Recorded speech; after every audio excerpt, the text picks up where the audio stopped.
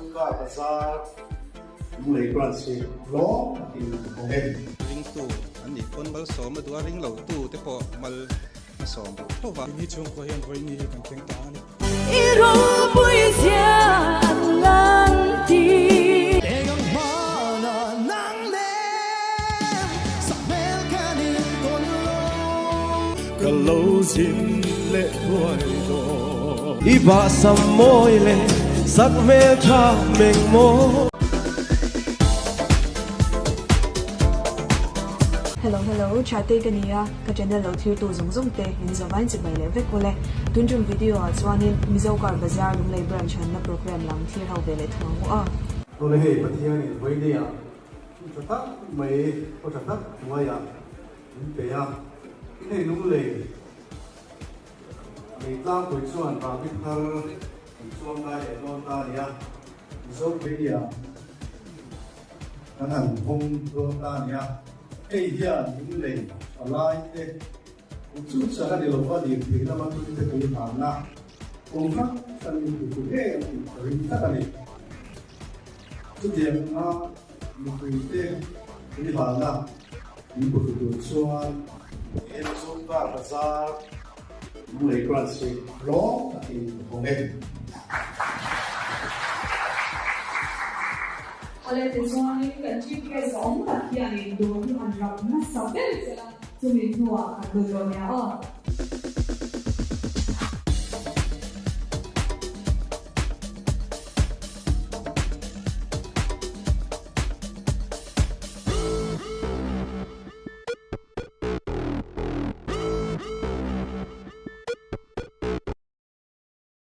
kan hunte kan lo chan don tonga kan chief guest le kan MLA za tak ni bok pu vi mal som tuanga vice chairman lunglei high powered committee kan guest of honor pu lal chabuanga ASI traffic in charge Mizoka Bazaar lunglei branch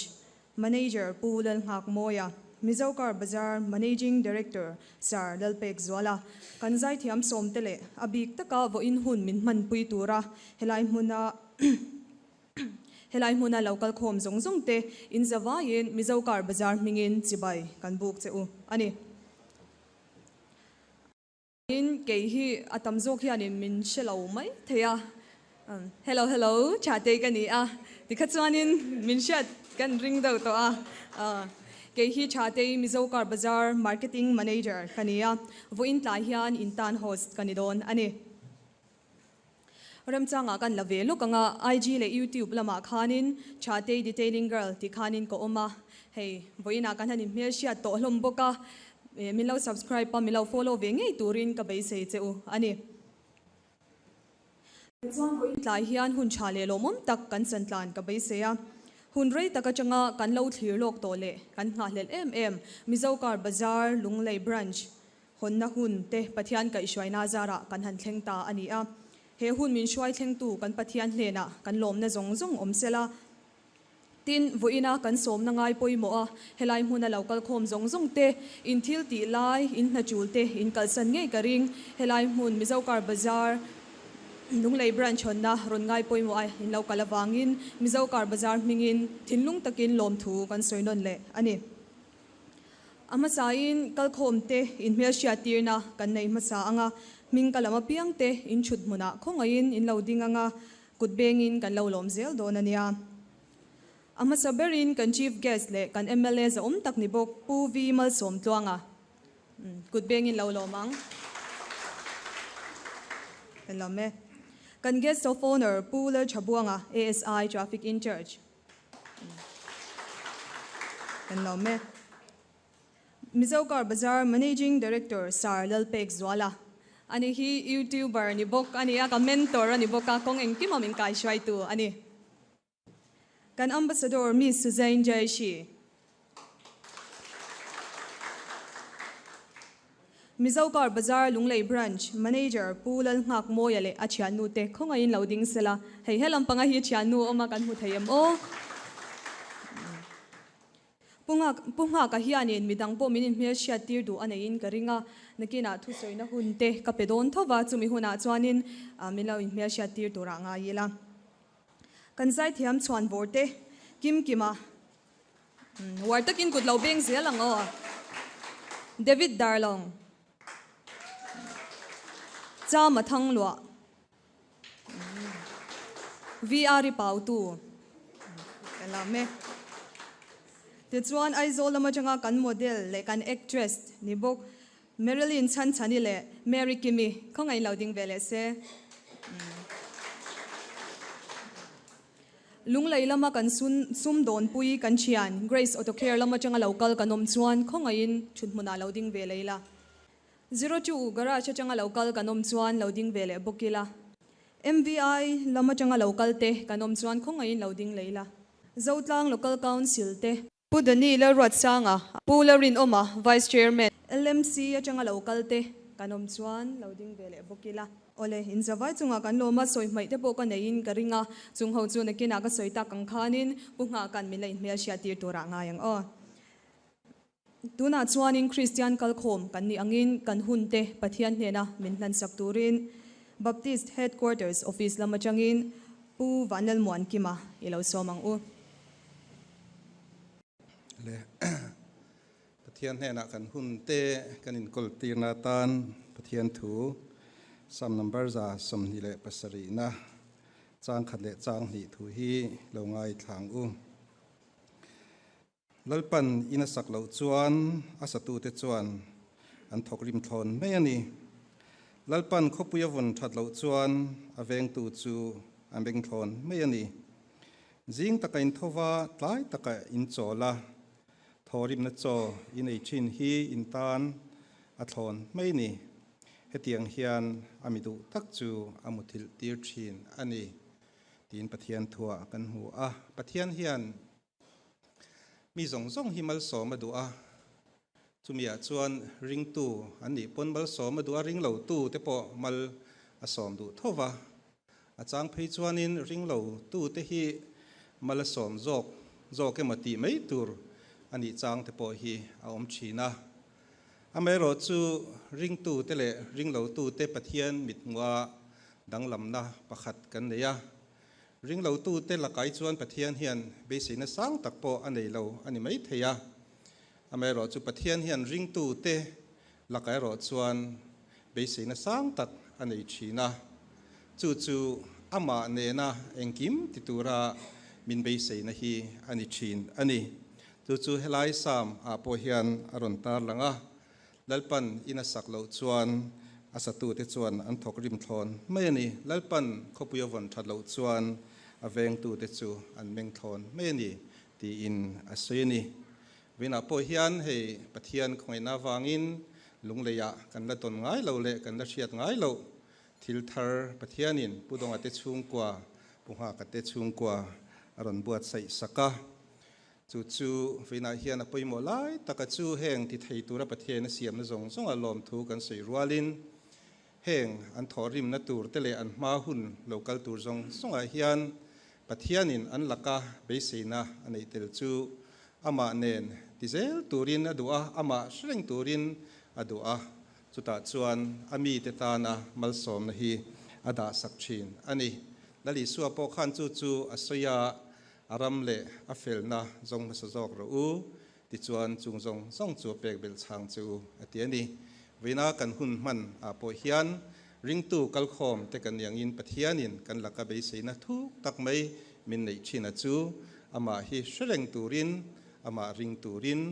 ama chu kan engkim ni turin min somani ti vina hian kan sia thale nan he thu hi kan chiar ani pathian ma itong tang u lalpa kan pa vanami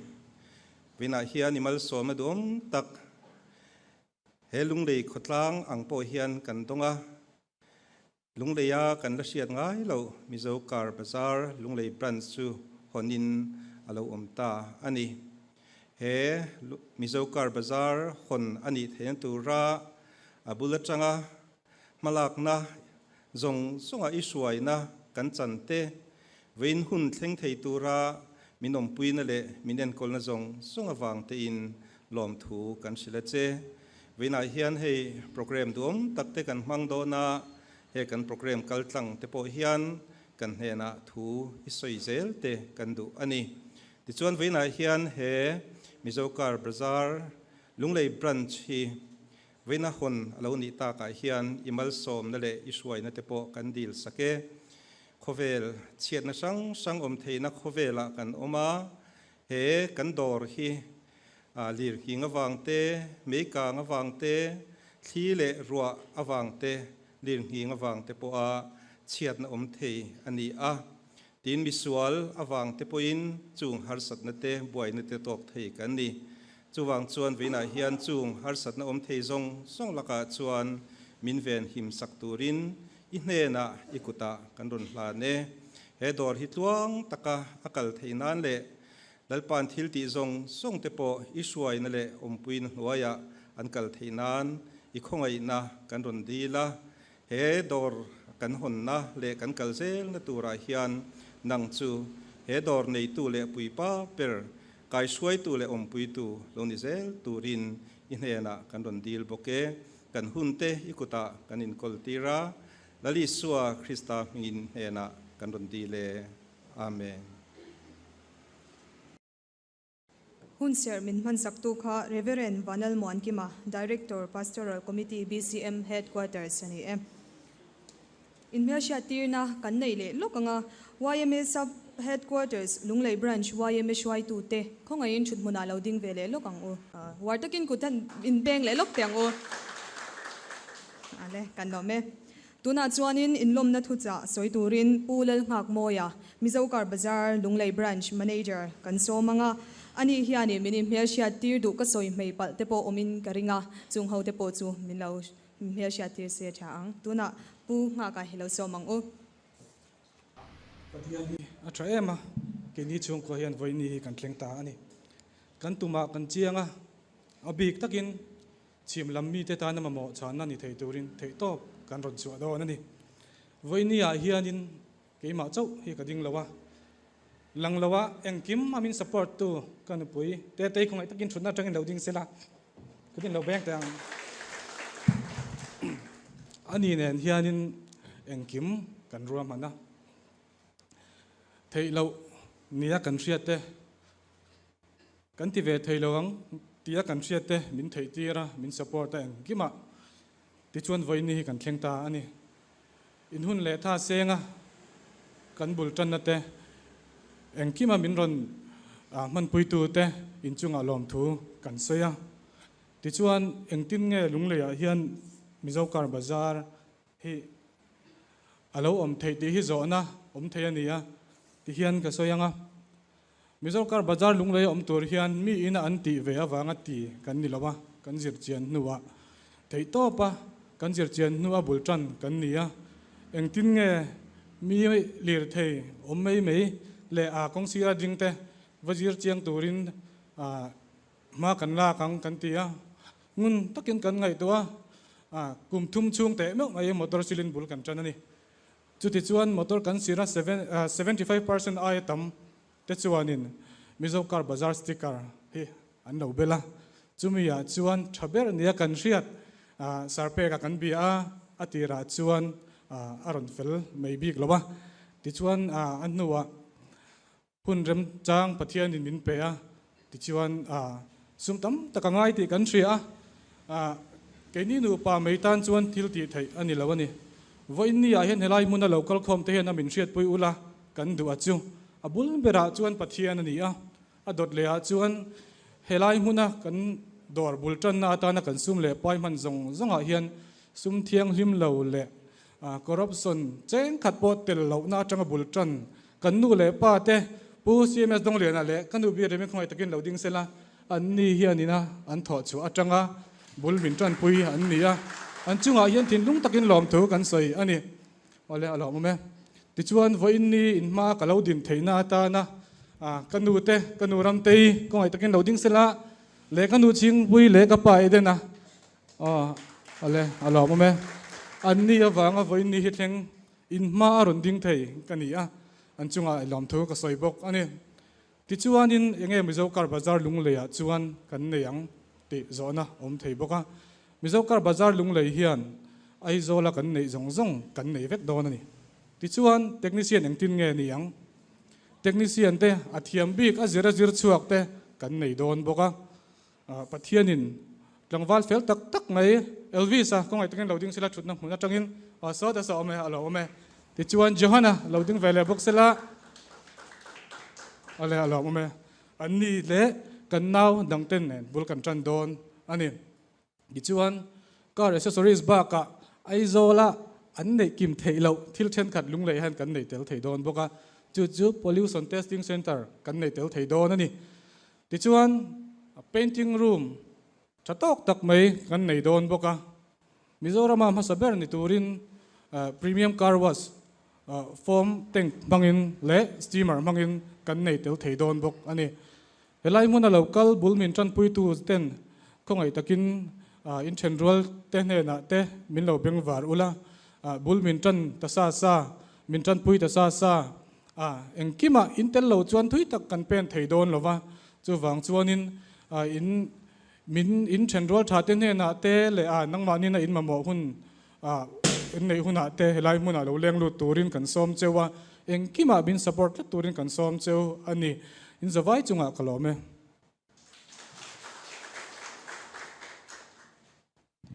punga ka kan lome tuna chuanin malzai kan ngai thave thunganga lunglei lama changin VR pau tu kan some in zawai in chi bai ka buk chewa ka chan te zai tur te han ama sabera zai ro min tia ei kan ron lu nu han ka zai don ti ken sha chawa pathian ro puinan siam tu ro pui ti hla kan sange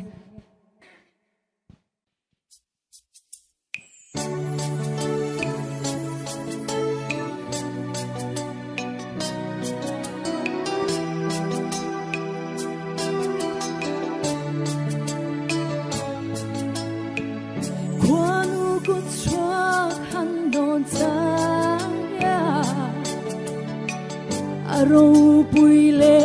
môi nè hia lung lai ở phần nghề phật dọ sen rùa là lâu thiếu giang tin rèn để hiền lơ ba râu bùi giang lần Xin pha hiang sẽ thiam để đến sẽ Phật lâu dễ ăn ông lo nghe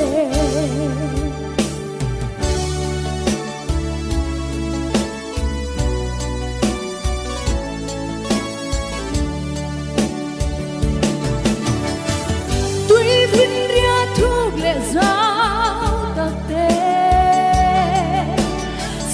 Sin par bom sirvate Thinh laya tilimne Khiến hian cả môi xì lâu Thiếu xiam tiên rèn để ra lơ ba Iro bùi xian lan ti Xin pha hiang sẽ thiam để đến sẽ Phật lâu dễ ăn ông lo nghe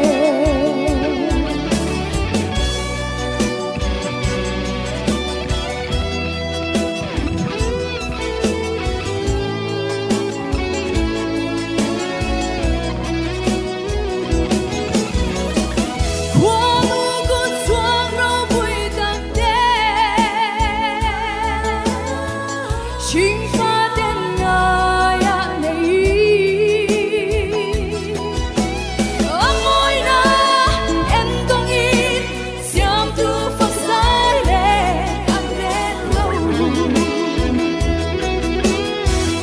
mong thiên sông tu lại ba bát thiên xin pha ca ra mong ngày na mình bé giống tên nè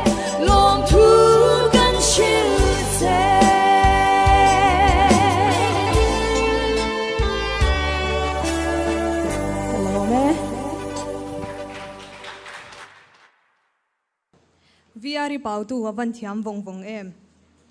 kan pathian ro pui zia la in na ron puang chhuaka aro pui hle mai tuna chuanin kan chief guest le kan MLA za tak puvi mal som tluanga thu soina hun kan pedona nga stage a lo chho chung hianin thutlem te kan soitel du a pu MST a hi Mizokar Bazar customer lun le rin takani ti kha ka soilang du ani lunglai mi puite po azar in zo nge ka ringbok ani tuna pu MST a thu soina hun kan penge le sain India helai muna Mizokar Bazar lunglei branch honna ron kal zong songte chipai thami kan han buk bot cheu ni abik takin pulal thabuanga SI traffic te tin kha kan ho zai tak miss tha te tin pulal ngak moya len chung kwa zong songte tin pulal pek zola MD Mizokar Bazar te tin miss suzai ni an ambassador Mizokar Bazar te le helai muna kan artist le model mel thatak tak ron kalte thingkha branch wai me lampang te sub headquarters wai me lampang te le mi poimo tak tak ron kalte in zawa in chibai thabi abi takin kan hanbuk non le cheu ni ole hei voinia helai muna in ma khwal liana ei ka ron ding tur hi kalom hlea min som tu te anei tu te chunga lom thu ei kan han soima sani se chuti rual chuan ka in thlung lutuk lova khamis thate khan soi towa mi som panga khan bul ka hria sual chuan an tana aizola Mizokar Bazar hi chuan ka motor leive ma sak ber po hi sang ni som panga khan ya Mizorama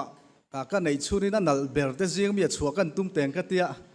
eloi te tair thate sound system thaber te ka tia tiang chuan kan han buai pui ve chu ta chuan Mizokar Bazar hi kaluta an rin tlak le ani ka ringa pathian khongai na zara tong chu chelawa li theinga mazat te kalau kolin kalau lei ve ta a chunga chuan an kut thak lo na hi alo om lo ang ani chu tiang khop chuan an rin tlak zia hi ka hria kai pon ka dor thina ni ti te po voini kal khom ma hian kan han soi du bokani ten garil ruwa kalau ruwa man lok lo thil pakhat kulal ngak moya kan proprietor per khan welcome speech nei na khan anu le pa te ada poi mo zia angai hlut zia aron puang chua ka ro pui leng ka hria tunlai ke ka thalai pui te ti te ke ni po thalai kan lan ya nu le pa te ro pui na te chuan na chang te kan lo thelo thina ka ngai hlu em ma chu wang chuan cheng sing khat hemi lom pui na ni pa form hian nu le pa te chuan na chang a hria ta wangin kan han pe don bok ani akina kha kha a hran pai ka chi pe mai ang ole ne kan hria tangin mizo te hi kan advance sa chuti rual chuan kan economically din mun ala pachhiat deu wangin le kan omna rei lung te na zir tok lo wangin kan ril ruwa kan veite thalai te na kan eat te kan chak zong te tin tunlai chuan technology athang duang em kan kut pha khove le lam kan mu thei to a chu tiang chu nia chulai ka ra chuan kan mamu ang zong song te kan duang te Mizorama omlova phai tanga chalu te lo ngai thina tinapi takin hei leitlang pui tang phei chuan ai zola kan va phei te ngai thina engamo kong sang sang che tiang chu nia amar chu hei voinia Mizokar Bazarin helai kan kot kai maya tin hei ke phei chu ka va nei leng ka hria HPC area ni pialama ka bial chung ala ni boka hetiak anga ban phak me aron chop chuak tu ra hi alom om hle in ka hria a chuti rual chuan kan han cha du chu helai hmuna thok tu te nei tu te point he Mizokar Bazar quality hi maintain vongreng turin kan han cha bok cheu ni tina tot le chuan kan hria tangin lir thei chu kan le kan le kan nei maya chu ti rual chuan kan nei anga lon te puk chop te kan nei chuna kan le hi abik takin mizo chu kan advance ka ti to kha nal taka chua kan du ni tin lo chia se mani taksa kan ngai poimo tluk setin kan ngai poimo a chumi kan motor kan lir theite alo moi le zual na tur hian mizo kar bazar hi poimo hleng ka ria a mizo rama po alo tholok hle to ni chu tiang jeng he kan ma loka te po he kan ma an thua kan mi selo tak tak te an ni thiat lo na tilang zual tur hian makeup te lo ngai a in chei te lo ngai ni chu tiang che chon kan zai thiam te po an zai thiam na tilang tur chuan sound system tha te music system kha tiang zong zong tha kha ngai a chu tiang che chuan kan tui hal na lir theya abik takin two wheeler ani mo hemi commercial lo songa hian kan nei chuna chei vek kan du ni amar chu chung chu pan phak en lom lo thina voinia chu tiang ang pan phak tur oma chu alom hle ka ria voi ni nan lom thu kan han soi non le ni ta se tina dot le kan han soi tel du chu kan service na konga hian enge poimo berang ti lai hi ni kong le lama he mi zo kar bazar hian sum la lut mi lo tur chuan ran ngai na om don lo ni business ani telani mi puite ma mo kan pek pia lama hem business ani chumia chuan enge poimo perang o ti hi soi don taila soi tur tam tak omang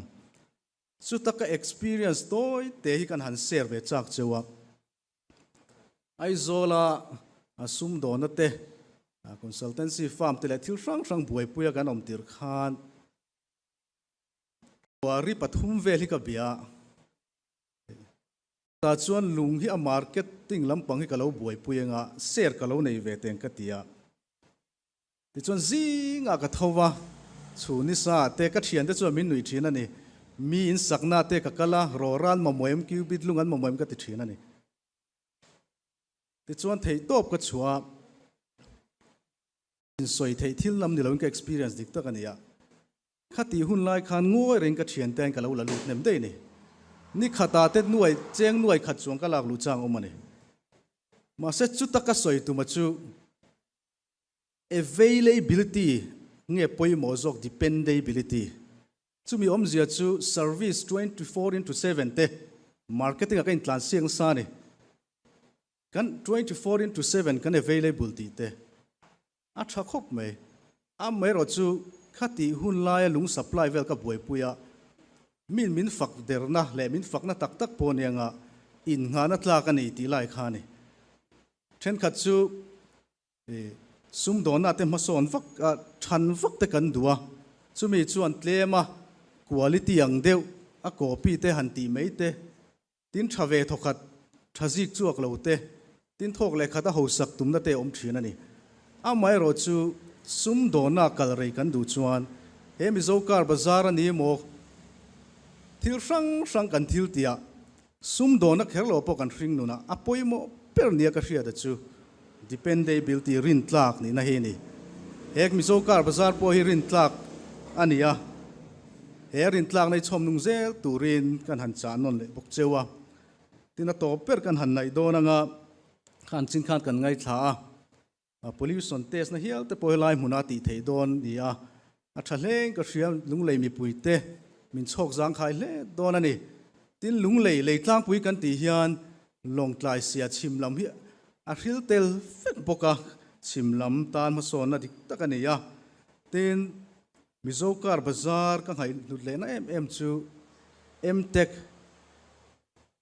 india ramakar manufacture lian per dealer alo ni le zel te hier in tlak le don ni ka hria a ka ngai lu tak serani a to per kan han soi du chu mi hring kan nia du zong kan ne o zong kan ne kan thil tia hlo chin chang te lim chang te kan neyang chu ti rual chuan lungai chang po kan neyang eng po ni se kan tling lo chung po kan thil ti kong eng ki ma pathian kan da poimo na ber hi christian te kan ni na kan hlotlin na bulpui le to pani ti voinia kal zong zong che kan an cha du cheu ni kalome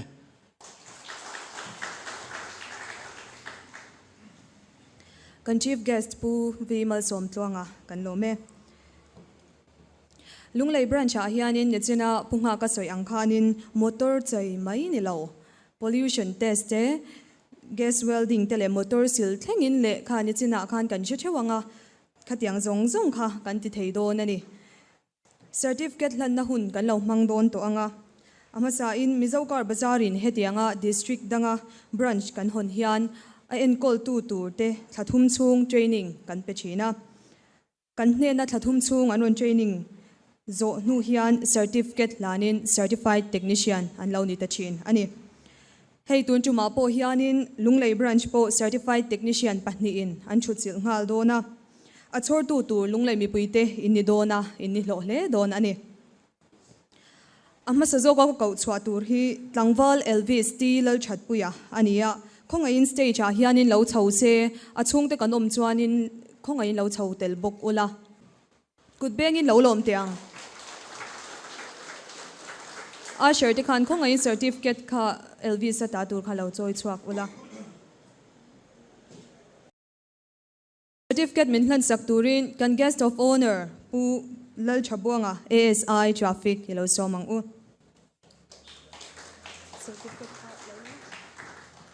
anin hlan main certificate hi kan share chuak masalo kange certificate of completion this is to certify that LV Steel Chatpuya has successfully completed 3 months course of automobiles technician from Mizokar Bazar on 31st October 2024 taught by TBC Lalom Oma, Head Technician, Mizokar Bazar, Lalpek Zwala, Managing Director, Mizokar Bazarin, assign book ani e. Tuna certificate lanturin ilo somang u.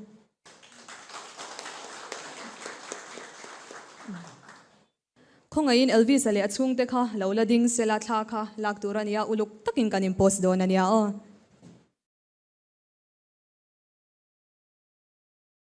LV sale achungte kan lo me adot le ka ko chwa tur hi tlangwal johan nalmal somzela ania khonga in stage a hian lo chho se kutbeng in lo lo mangu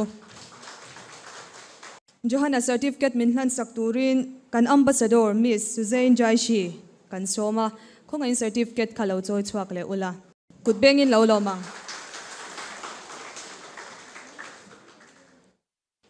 LV sale Miss Suzanne kan lo me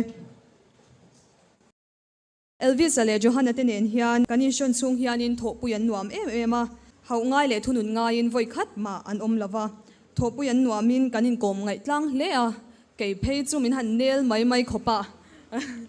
hey punga kate heta ude te ponan sianga kanin nel ema ma se ahuna chuanin min za thiam ema ni dikha ka soilang tel du boka water park a tekal hawin hun sin chha tlak takte kan mang ho boka amimal takpo in kangai dun don ema chutiang cha chuanin hei kan sarpe ka te le ka thopui voina minon choyom theilo na chungin ka thopui te ponan ngai ema ni ti kha lo soi vero antia ka thopui te ai o in an ngai ema ni ti kha ka lo soi lang bok ani e chuanin kaini lama chang hianin gift chete kanun buat sei ve a khongain Elvis ale Johanna te stage a lo chause an gift tur kha kanin pe mayem le o helam panga hian o a sherte khan khongai mi lo choi chwa sakle mai sela gift min hlan sak tur hianin Sir Joshua Jedi Enterprise kan some the chuan Miss Marilyn Chanchani po lo chonga se huna rei lo jok nan arwalin kan hlan mai don ania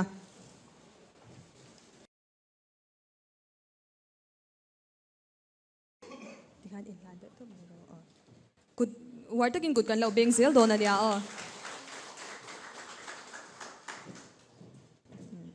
Miss Marilyn le Sir Joshua chunga kan lo me lunglei mi puita tan le Mizokar Bazar ta na chenfak taka na an tho theinan du sakna sangber kan hlan ne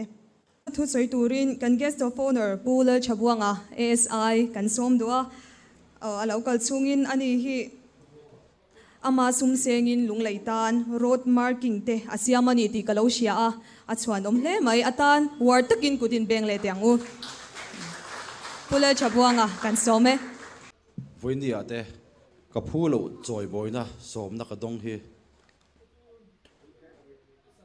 om tak zeta voina helai program poi hot tu te chunga thilung takin lom thu ka soyani chuan hey rama changkang zela mi hring kan changkan rualin lir theite kan ni tin mamo engkima achangkang ve zela chumi na hrin chu voin hilai kan function man te hi ni a tha khati a ma mi hring kan ni chuan ma kan son ve zela nga ya kong a hian ma kan son le zel na kong tura te po kan rilru ni tin hian kan ramtan ti hian kan sen hi atha ka ti ni tina karilru ka thil von thin chu zing ka tho hian kanun na min hril thin chu thei top chor o ti hi ni ana thok bang hi in chir na nei mi lovin in ai ka lu thin ha dam takin ka oma zan chuai nga makai pon lungoi takin hei lo ram kan nei mi lo kan du tur kan mangai tur nei chun pon dia chu chu karil ru ka da thin na nia chuan chu toy te ka sei ri chu i ram mai na ril ru kan dei hi apoi mo tak set kan thil ti na kong engki ma hian ti chuan eng thil po ti la kan ril ru na mi lawang ri nom na te apoi mo ni heng te hi ni tin kan thil ti na kong thewa kan ril ru dang het tatila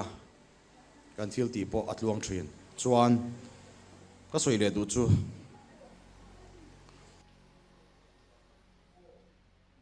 lung leina mizo kar bazar helaya a hon theina na thei top chu tu te in zawai e thei top chu tu te in thok tha ka ti a lung lei mel ti moi tu tur pon ni a lung lei ma son no ti moi tu tur pon ni a voin ye helai a local zong zong te pon thei top kan chu puyan ngai ni ti kha thret i thar thawila i until ti la kong engki ma te po puyan ngai te le support an ngai na china te po thei top chua support theu turin ka ngen cheu ni kalome chabuanga ASI traffic kan lome tuna chuanin thu soite kan ngai tha nem ta deuh boka beng titlai lamzong han ngai tha vele thungila mizo idol achanga mi te melsiat nula te duron em ni bok David darlong nge mai kha zai turin kan some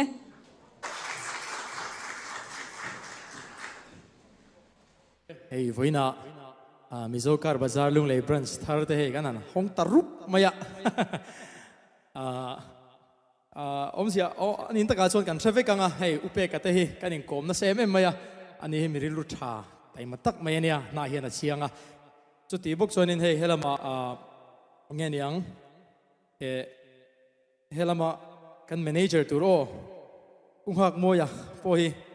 chu tiang mi tho chunin ka sia chuan chuanin nakina nge niang an sum don na zel tura te po tu sakna ka hlan bok ani tin voina hey miss chatein e marketing manager in ne so tak in miron troi tlenga achunga polom thogan soibok ni se lungdum ti kha karon sange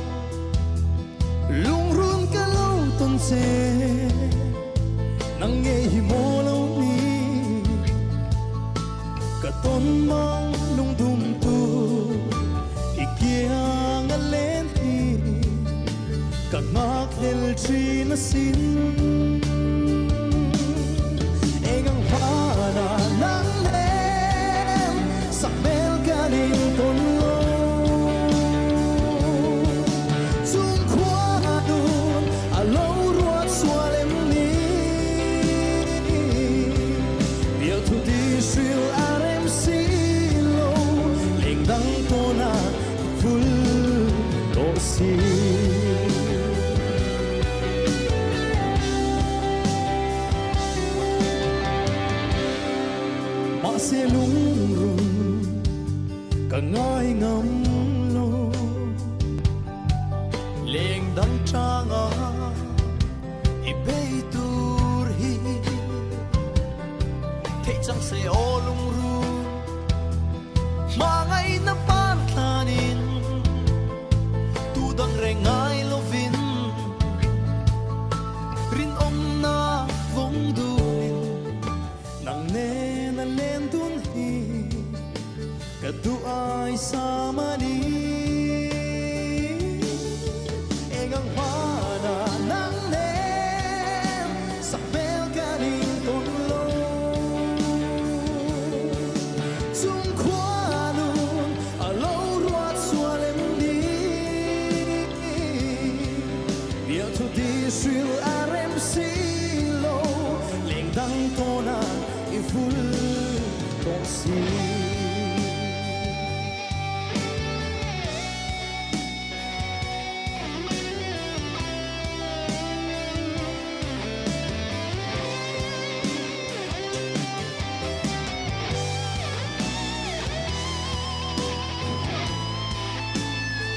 啊，天天所以这书面都没有在规得着。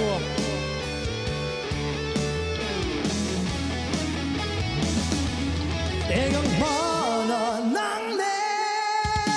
sa mel kanin ton lo zum kwanun alo ruat sualem di dia tu di sil RMC lo leng dang tona i ful to si leng dang tona i ful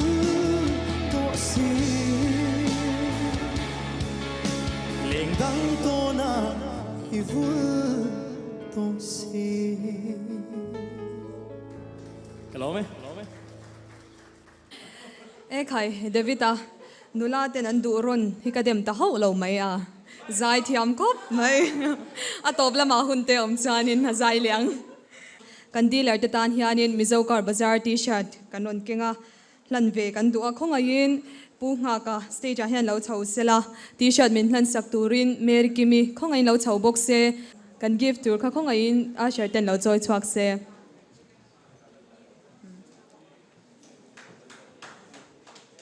ole tuna gift in lan na hun kan lo nei le lokang war takin kut kan lo beng zel don ania o kan in thashung da wem o katia ale anin post zei dun khop maya tero ole tuna chuanin thusoi kan ngai thavele thunganga thusoi turin Sir Lalpek Zwala Managing Director Mizokar Bazaar kan somanga nichina kalo soita kangkhanin ani hi YouTuber ni bok commenter ni bok le kong engkima a staff te min kai shwai ni em tu ni a ka thopui te ai o ni bokin achunga hianin thinlung takin lom thu kan soibok ani tuna sarpe ka hilo somangu Mr. Te kalome hey live show ani lo boka nakina video te po edita la post le tur te ni boka chawang chan light deuin wain chu hun bangila limni ni boka zai thiam ten lo zai te pon kut lo ben pui te lo chhon te khang kha arem chang vek ani te kha kan soi ma sadu ani he voina kan chief guest zaom tak kan guest of honor te tin kan chief guest tak pei chu vainia a soita kang khan in ne le mem mai kan nia chief guest om tak alo nia ama kher lo rom mana chang in hria te kalom hle ani tin soita kang khan ke hi Lalpek Zwala kania Mizokar Bazaar Aizawl branch a so ting lo tak chungin managing director na kan thok ve ania hei lungleya mi thatak mai ko hran le khotlanga in mang me padong ate chung kwa lungle ni lo neya an hian Mizokar Bazaar lungle branch an en kol don ania punghak ngoi te nu pa chunga pokalom hle me tin hemi mun karon thlen che ka min impress emema an thai top an chu ani ti ka hria achan chu event thi kum khatain voi ni nei thin kan nia chuwang chuan kan buai pui ven sa thin ani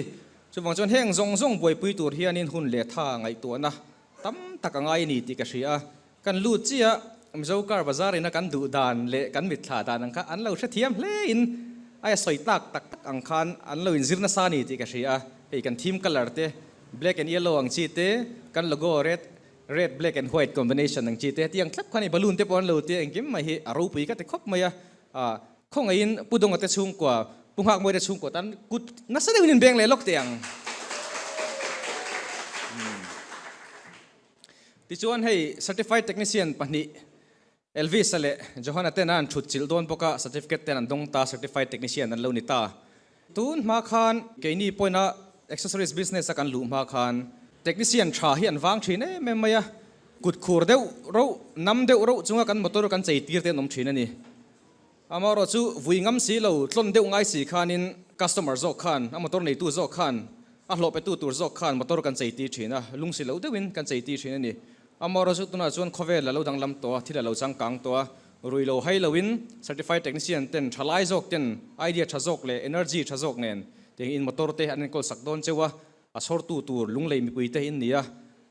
ก็ลงปุยเล่ไม่เจ้าตินมิโซการ์บาซาร์ลุงเลยบรันส์คนอันนี้โดนคานิน market survey ที่พวกกันในเว็บพวกเกมานี่ปนกันจีฟเกสินะสวยอย่างคานกุมฮิปะเทียนซาระดัมเตกันนมจวนกันมุดเข่งเทเตนี่จวนกันกุมสมนะฮัลโหลนี่เวรงโตไม่ยะช่างขัดเลียนเซ็ตไม่การ accessories business สายฮันริงกันเราโรลเวตัวจูวังจวนกระเชียดเจียนจูลุงเลยก็รอนสินเพย์แต่ปนลุงเลยฮิอันลุงเลยมีปุยแต่ฮิอันการมอเตอร์ฮิอันมังไงนี่ใจโมยันดูนี่การ accessories ชัดตักเตยันดูนี่ที่กระเชียงไม่ยะตินกรอนสินเพย์กันมูเลเจียนปักขัดจูลุงเลยฮิอันการมังไงตัวตักมานินุปุยมานิฟาดลูกเอ็นกอลตูเทียนอันมอเตอร์อันใจดูตอนเฮียนลุงเลยเห็นรินนัตักอันหัดงำเหลวนี่ที่ตั้งตะกินกรอนมูนี่จูมีเจียนจูเกนี่ฮีจิงดาร์กวาจังอาจารย์ดาร์กวาเล่งเซอร์วิสไปชินกันเนี่ยนี่ขนาดการส่งปนินากันทุกชีนะลุงเลยจังอินการเลยตุรินไอโซลาเตที่ลาราเตอันรอนกัลชีนะหันมีขวลเตโมชุงเตเนน่าเวนหาเตโมเตอันเชชีนะมาเซเอ็กซ์ตรีชัดตักขันดูบ็อกซี่จูมีฟังชวนินมันหมอตักินการรอนลัดชัวก็จันเรตักเข่งมอเตอร์กันใจสักชีนั่นนี่ข้ากันบรันส์มันเอจาริน่าสวยอย่างคันลุงเลยเห็น 70% จูมีเจ้ากับบาซาร์สติกเกอร์กันโลโก้เตนนัลินตีมเฮียกันโลโก้เตนนัลนี่เฮ็ดอย่างนี้มอเตอร์นุ่งไออินเบลลินมุชีนังจุดอย่างโจนี่ฟังจวนลุงเลยเจงหัวไอปอเฮียนเกมันเห็นกรอนมุดหลังทุยโจกันนี่จวนจวนการ์ accessories สีดิมานออกมาอามอร์จูรินนันหาลูฟังอินไอโซลาเคร์ใจอันดูชีนั่นนี่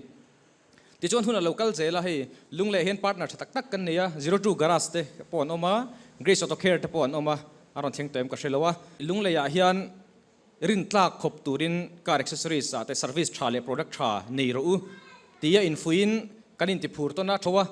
จวนอินเงี้ย free training เตกันกัลปุยะ technician training เตถึงการกัลวินดอมกางโตชีนะติน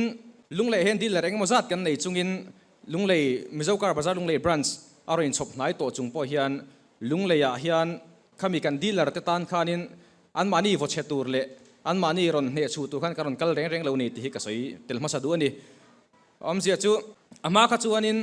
ลุงเลยสับไลรอนกัลเพย์ดอนเฮียนนิขัดเตหุ่นเราง่ายตาอัดวนเราเพย์จนนี่เตไอเรย์เตปกงอาทั้งชิ้นนี่อันมาหมดตักคัสตอมเมอร์นี่นะดูอ็อกเซสซอรีสอันนี้เราเมียวจวนคัสตอมเมอร์ลอสนั่นจันทร์ออกมาหุ่นดังอันกัลชิ้นนี่ตัวนั้นจนให้ลุงเลยบรันชาการินซาร์เพย์ตัวกันดีลร์ส่งเตปอนให้มีลุงเลยบรันชาจังเฮียนบุงรอยน์ละเทย์ตัวนี่จุมีนี่จวนอินวันนี้เอ็นตินันฟาร์นาเรนกัด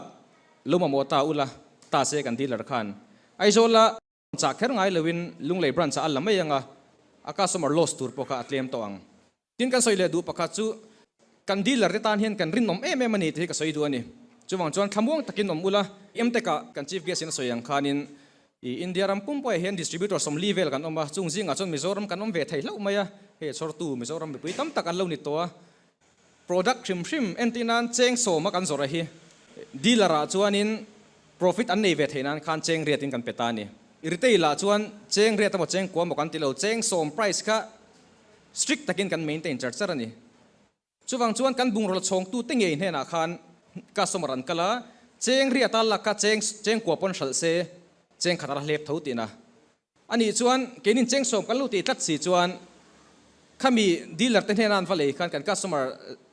จอมตักเตปน distributor อินทิเวเซีย distributor เราเนี่ยจังอิน product ที่ไอโตมินกันเลยจอกเทนสินตีสองนัดแต่กันต้องเทนมินชัวชาลเทนนี่เซจูมีนาจิไอเอ็นทีระจูกันดีลเลอร์ตันเห็นกันรินนมเวทโตกันนี่ที่เอ็นทีระนี่จูวังจวนลุงเลยดีลเลอร์อมเมกกันตันปนเราทนตัวรอมเราว่ากันช่างหัวงาลุงเลยเห็นเมลทาร์หัวงาตัวนั้นจังอัดทุ่มเตลียนที่ไปจวนลุงเลยการ์ที่มวยตัวรงดไม่โดนนี่ที่กันสวยเตลตัวให้มีโปรแกรมมาโซเฮียนิน ทลักนั่นหุ่นไต้ส่วนฟัตบุตันออกมาเฮ็ดไล่โลกัลคอมส่งแต่ให้จวนนินท้า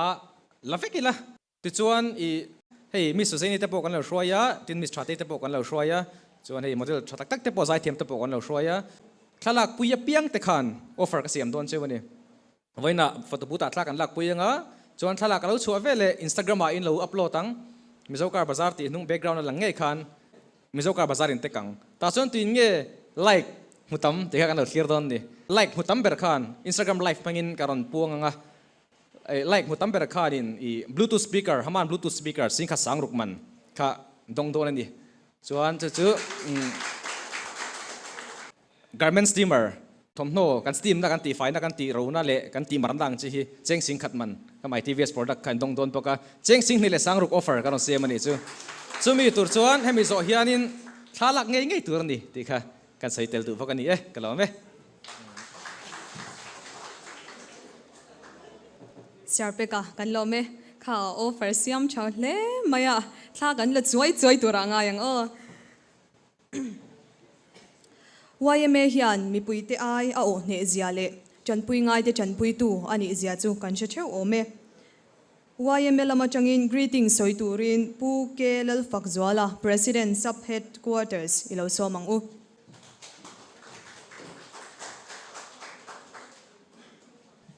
กันอินรินลาวินดูสักนักกันดงกันล้อมเพลย์ไหมอะหุ่นอักลถุยเดว่าวางอิน formal address ข้ากัดติดด้วยระวังอ่ะอินจะวายินจุบัยกบุกเจ้าล้อมทูกันสวยนี่มิเจ้าการบาซาร์กันเรทีนะวันน่ะลุงเลยเล่ชิมิปุยตานะบันพากะเฮลายะโจนะอินรอนชบชัวกันฮีกันเอ็มดีเตเล่ตินวันน่ะเฮลายะกันมันไอซาร์เต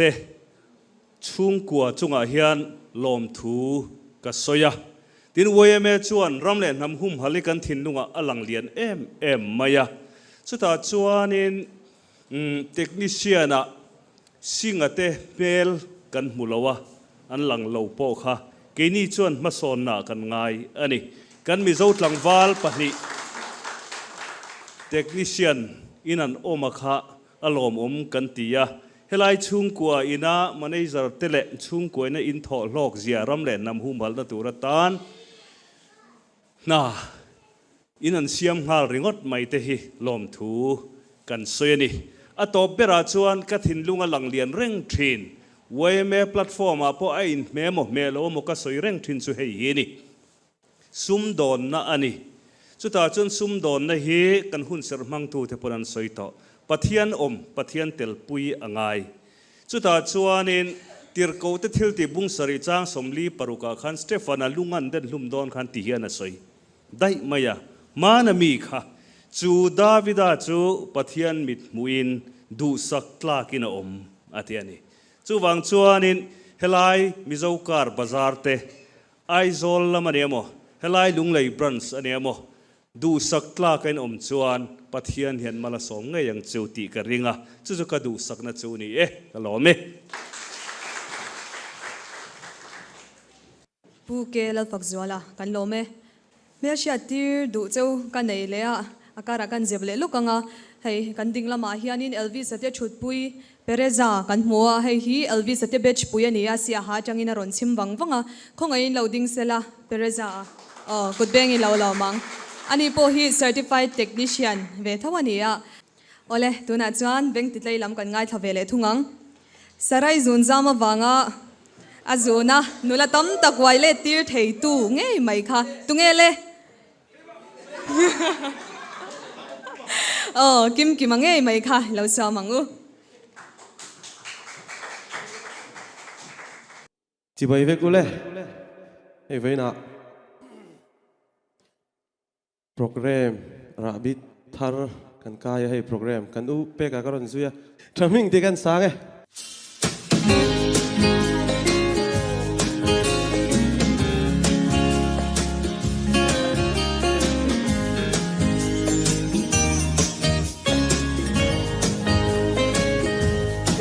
ลูกเบงอีล่ะ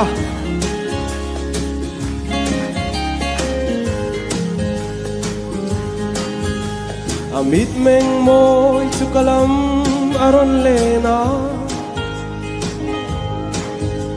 cả chuan na mun trong dòng ni môi lúa nè anh nuôi môi le an ca min la lâu mà se cả tan dòng ô bội tê ki môi lúa nè cả bem ve giết na cả zuom lệ lâu cả trái về tốt na cả phu một lâu iba sam môi lệ sắc mê cha mình mô cả ta lâu ni la cả mang ấy chê cha tê cả ta lâu ni la cả mang ấy chê cha mình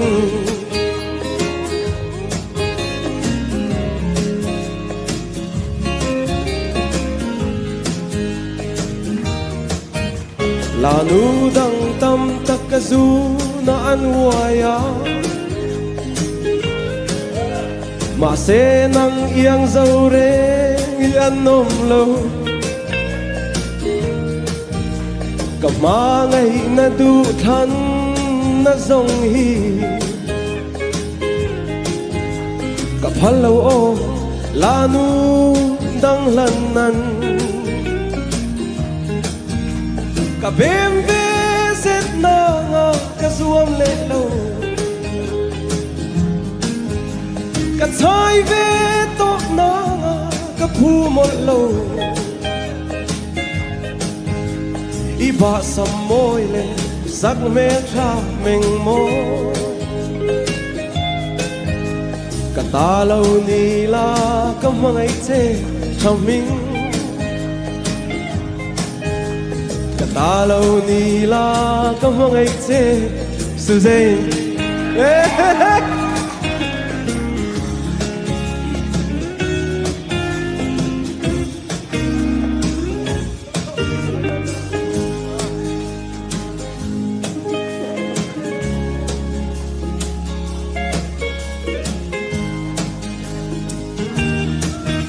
là nu đăng tâm tất cả du na an huaya mà sẽ nang iang dâu re hi an nom lâu lâu cái gì đâu cả má ngày na du thân na dòng hi cả phal lâu ô là nu đăng lần nan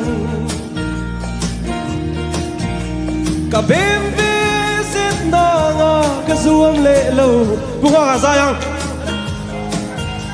cả trái về tốt na cả phu một lâu iba sam môi lệ sắc mê cha mình mô cả ta lâu này là cả mong ấy chê ăn chân mong ấy chê tê tê cả ta lâu ni la cả mong ấy chê mê đi kim chê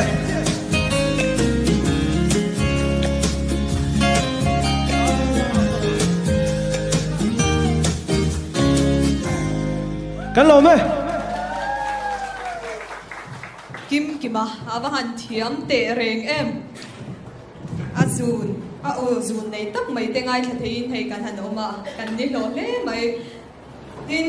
thu tlem te kan bel le du chu kim kima le David a hi hei unchina kan chia dang khani sar chian te be be an nia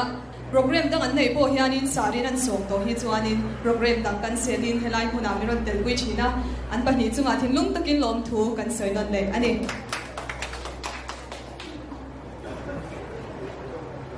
tuna chuanin lom thu soina lam kan ngai thalenga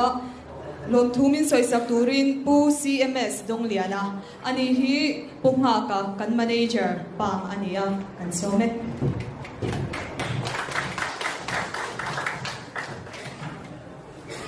kan ho zai tak te kan khol lian dum tak pu MSD kan guest of honor pu buang puya hun ser min man sak tu pastor muan te oi me sa phet ko tar lung le ka thian te ka tho pui te le branch oi me lung le a ngan tho pui te kan bi som te zo tlang local council VCP ni mang chu chairman te le ngan bi som sang sang te le helai muna miron tel pui tu zong zong te in zawa in chi bai ngabuk thar le chewa e voina kan hun man tur he kan phur khop maya pupe ka zara e tiang in hun thatak mai ganon nei the ya a huai hot po hi achang kang khop maya e kan be sei lo top super model kan ti do na puming te super model nei zo kho super model te zai thiam Mizoram Langsar Mizoram number 1 tak te David Darlong te Kim Kimate le lung leya kan top artist cha mathang lua te Vanram Moi te aron som lot ling the hi aro pui khop maya an chunga po lom thu kan soya an mani khatiang ho zong zong ron kal te kha an chunga lom thu kan soya ni he hun kan hwan theina tura min le hetiang dor nei theina tura min ka khoi tu pathian ne na lom thu ama saberin kan soya ril ru le ngai tu na po kan phak lo ma se chim lam pangin ma son na tura kan ngai ve ni sia hetiang ang dor kan han din ve thei lu mai he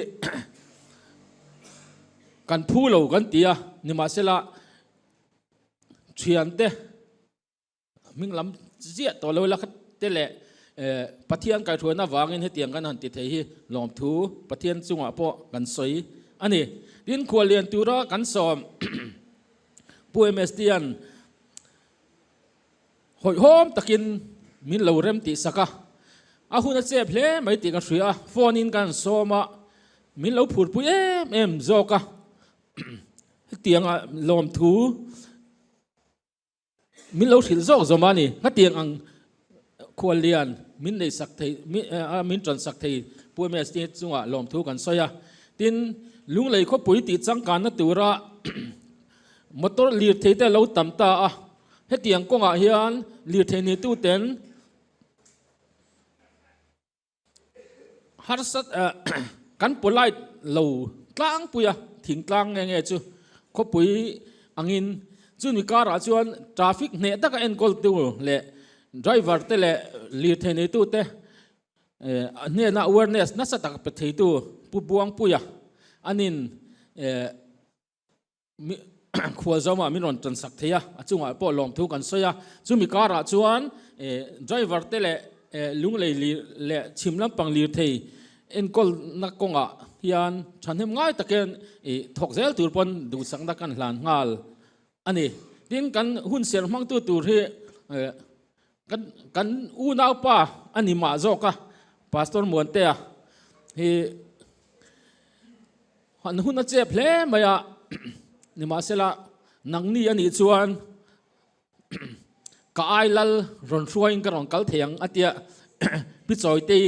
o pi choi te an ding ve hrim hrim de se ani hian ka ron kal thei ani hruai hian ka ron kal theng atia aron hun chep takara min ron hruai ti theya alom om kan ti hle maya tin kan then om te then om group hi kan nei ve a hey LPS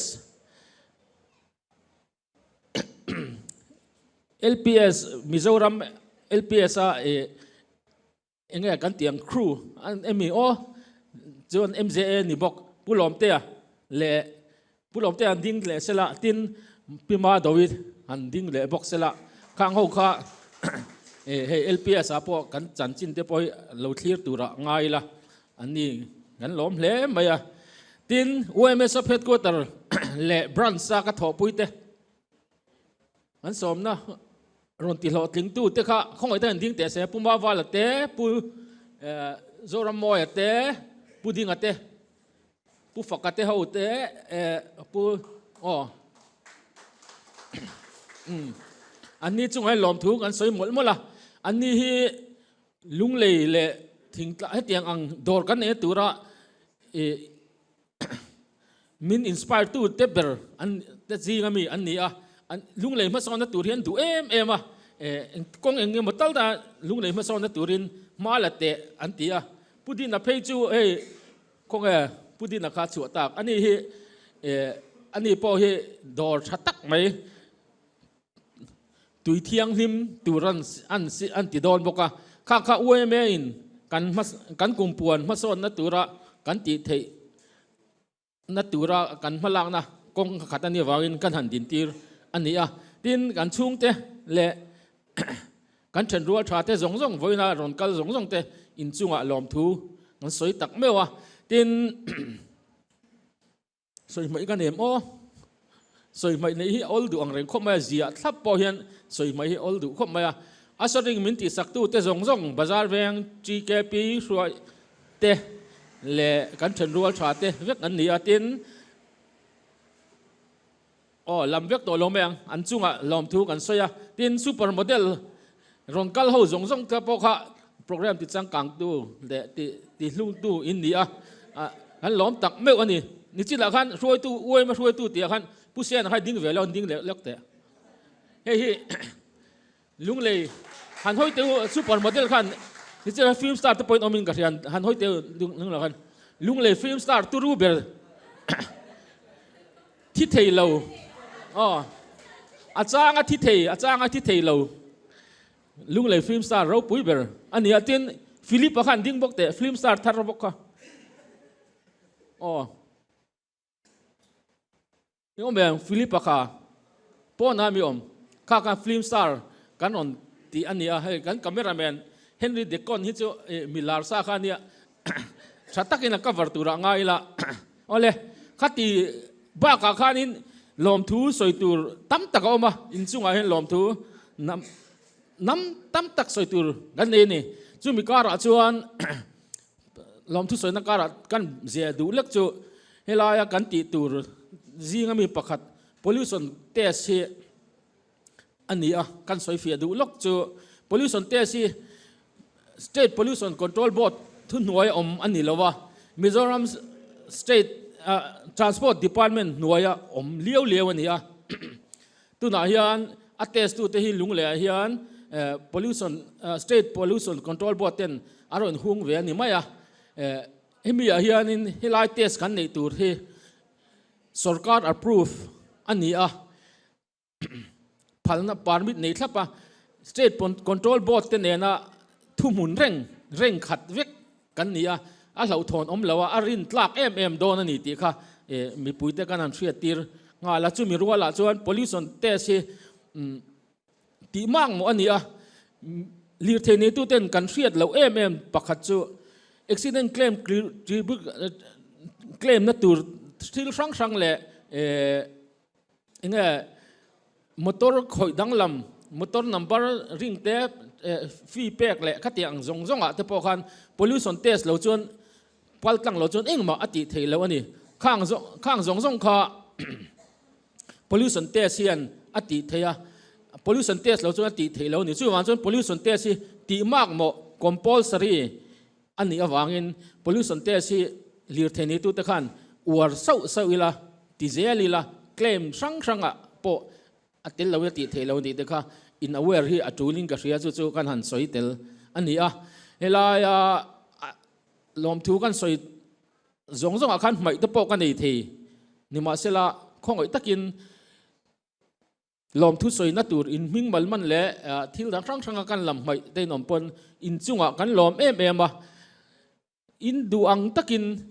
สุดที่อังตักชวนกันเนี่ยนะลมทูฮีมินสิลเสละ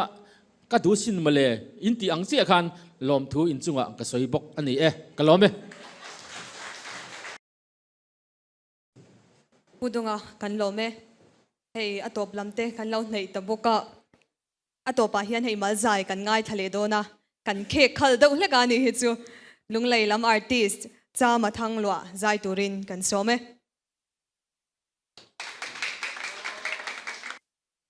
chỉ vậy các chú có xem về tổ lô mấy ngà các thiền tới hậu khăn giải tụ hậu khăn lô xem vết đó các ring về mấy ngà thà thiếm tắc tới lô giải cái bộ ring đựng lấy cái còn giải về đó này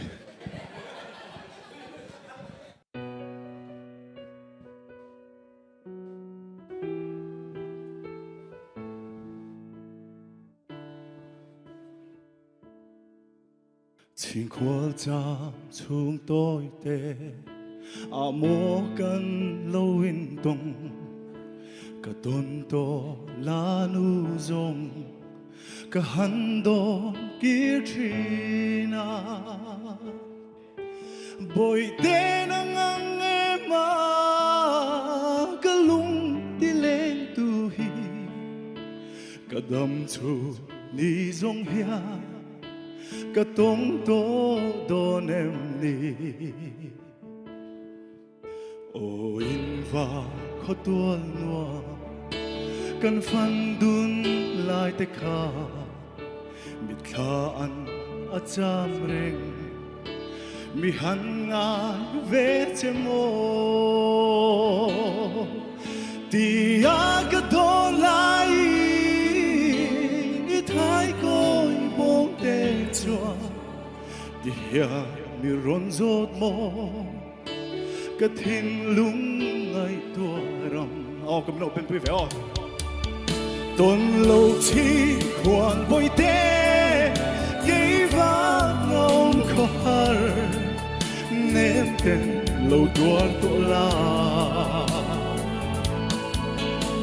ingaya e cây bò cái lung van lê nghe tham muốn ta kinom la in vang khó bùi nghe ya isak be ton tur hiane ka lâu zin lệ thôi đó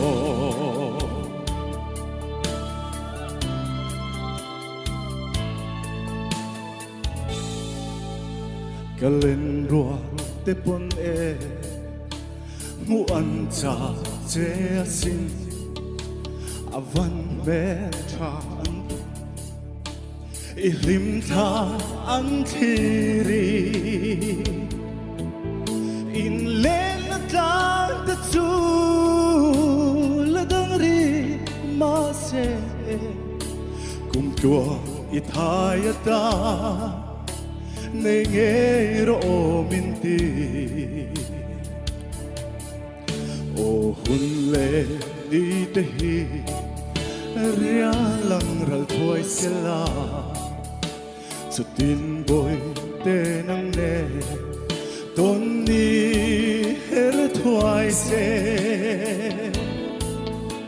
ka tam chau ring no mi lo phot mai te ching kwa la zong thin la ấp hang hoa ania o tuần lâu chi quan vội tê cây vàng nông khó hở ném tên lâu tuar tổ la ingaya e cây po kalung van lê nghe tham muốn ta kinom la in va khó bùi nghe ya isak me ton tur hiane ka lâu zin lệ thôi đó ton lâu chi khoan bồi tê cây vang ngông khó hở ném tên lâu tuar tổ la ingaya e cây po kalung van lê nghe tham muốn ta kinom la in vang khó bùi nghe ya isak me ton tur hiane ka lâu zin lệ thôi đó